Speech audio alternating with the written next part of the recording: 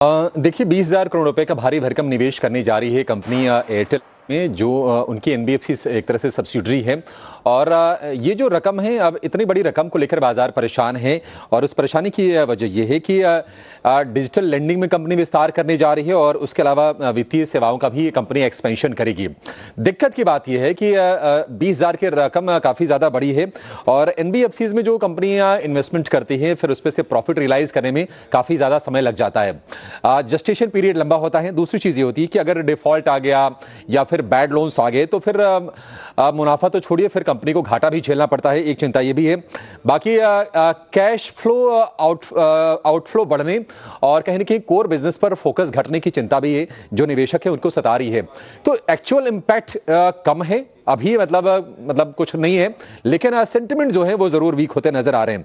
अभी जो लेंडिंग कारोबार कंपनी का है, जो डिजिटल सेगमेंट में कंपनी लेंडिंग करने का प्लान बना रही है, उसमें क्या कुछ होगा। देखिए ये जो कंपनी होगी ना, इसमें भारतीय एयरटेल की 70% हिस्सेदारी होगी और जो प्रोमोटर ग्रुप एंटिटीज होंगी उनकी हिस्सेदारी होगी लगभग 30% के आसपास की। आपको बता दें कि एयरटेल मनी को इसी साल 13 फरवरी को आरबीआई से एनबीएफसी का लाइसेंस मिला था और अभी तक company money lending service provider के तौर पर काम कर रही थी, यानी कि एज ए फैसिलिटेटर कंपनी काम कर रही थी। और सो फार 9,000 करोड़ रुपए एग्रीगेट लोन कंपनी ने फैसिलिटेट किए हैं बाकी कंपनीज के लिए एज ए प्लेटफॉर्म प्रोवाइडर। लेकिन अच्छी बात यह है कि कंपनी के पास जो कस्टमर बेस है, अगर आप भारतीय एयरटेल को मिला दें तो लगभग 37 करोड़ रुपए का 37 करोड़ का मजबूत कस्टमर बेस है और टेलीकॉम का जो डेटा है उसको इंटीग्रेट करके कंपनी को आगे ठीक ठाक बिजनेस बनाने की उम्मीद है। ब्रोकरेजेस की जो रिपोर्ट आई है वो भी हम देख रहे हैं कि एयरटेल को लेकर पॉजिटिव है और सिटी का ये कहना है कि एनबीएफसी में विस्तार से कैश फ्लो को लेकर या फिर लिवरेज को लेकर, यानी कि इनकी कर्ज की स्थिति को लेकर कोई नेगेटिव असर नहीं आएगा। और कंपनी की जो स्ट्रेटजी है अगले ग्रोथ इंजन को डेवलप करने और पोर्टफोलियो को डाइवर्सिफाई करने की कंपनी ने ये स्ट्रेटजी बनाई है।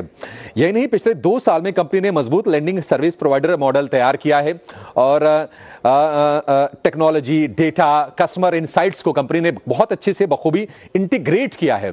तो सिटी काफी बुलिश नजर आ रही है भारतीय एयरटेल को लेकर और शेयर के लिए जो टारगेट दिया है वो दिया है 2,380 रुपए का और जो रेटिंग है वो बाय की रेटिंग है। बाकी अगर आप ब्रोकरेजेस को देखेंगे तो मॉर्गन स्टैनली की भी जो कमेंट्री आई है एयरटेल को लेकर काफी आपको पॉजिटिव नजर आएगी और मॉर्गन स्टैनली की ओवरवेट की रेटिंग है 2,450 रुपए के टारगेट के लिए। तो आज हम एक झटका देख रहे हैं क्योंकि निवेशक थोड़े से सहमे हैं कि क्या कोर बिजनेस पर कंपनी का फोकस थोड़ा डाइल्यूट हो जाएगा, कम हो जाएगा और जो कंपनी निवेश करेगी, जो पैसे जो डिजिटली जो कंपनी लैंड करने जा रही है, अब प्रॉफिट वगैरह कब तक जनरेट करेगी, ये पीरियड थोड़ा लंबा होता है और इसको लेकर आज हम शेयर में थोड़ा प्रेशर देख रहे हैं।